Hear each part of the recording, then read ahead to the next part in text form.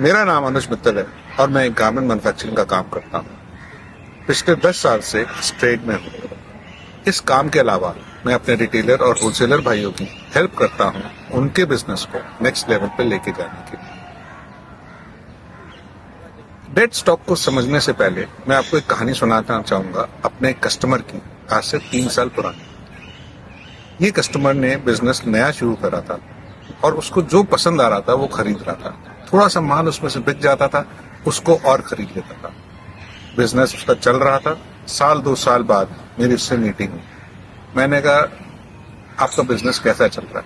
कहता है, यार मैं बड़ा परेशान हो गया हूँ, मेरे पास स्टॉक इतना इकट्ठा हो गया है, मुझे समझ नहीं आ रहा मैं क्या करूँ उसका। मेरी पेमेंटें स्लो होती जा रही हैं और मैं वेंडर्स को पेमेंट नहीं दे पा रहा हूँ। मैंने कहा, भाई ऐसा क्यों हो गया? कहता, जो समझ में आता था मैं खरीदता रहता था, थोड़ा सा बिकता था और खरीद लेता था। उस टाइम उसने बहुत कोशिश करी अपने बिजनेस को बताने के लिए, पर इतना स्टॉक इकट्ठा हो चुका था कि उसमें से काफी स्टॉक डेड हो गया, क्योंकि ये फैशन इंडस्ट्री है। अगर हम ज्यादा खरीद लेंगे और वो माल नहीं बिकेगा तो वो डेड होके हमें परेशान कर देगा और अल्टीमेटली उसका बिजनेस बंद होगा। तो अगर आप इस प्रॉब्लम से निकलना चाहते हैं तो आपको कुछ चीजों को ध्यान रखना पड़ेगा बिजनेस करते हैं। सबसे पहली चीज, गारमेंट इंडस्ट्री के अंदर हमें कभी भी एक साथ बहुत सारा माल नहीं खरीदना चाहिए। हमेशा माल को टुकड़ों में खरीदो, छोटे छोटे बैचेस बनाओ और उतना माल खरीदो और फिर दोबारा से सिचुएशन को देखो, जितना और जरूरत है फिर फ्रेश बाइंग करो, बट एक साथ माल कभी नहीं खरीदो।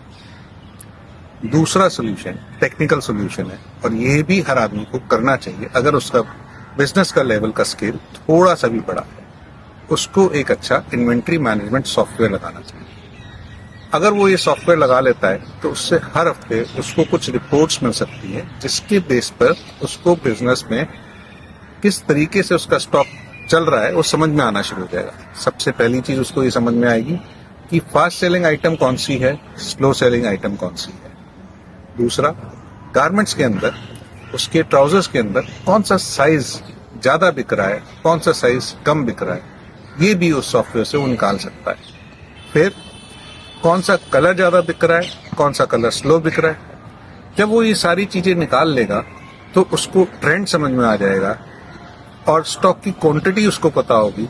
जब इन दो चीजों के बेस पे अगर वो अपनी बाइंग करेगा तो उसका कभी भी डेड स्टॉक नहीं होगा।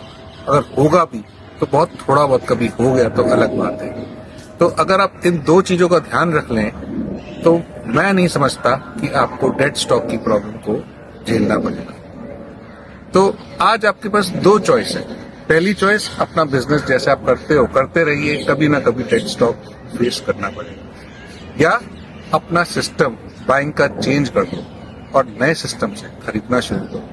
अगर आप ऐसा करेंगे तो डेड स्टॉक से छुटकारा पा लेंगे। अगर आप इस बारे में मोर इंफॉर्मेशन चाहते हो तो नीचे दिए गए नंबर से मेरे से कॉन्टैक्ट करो, हम बातचीत करेंगे, प्रॉब्लम को सॉल्व करने की कोशिश करेंगे। Thank you.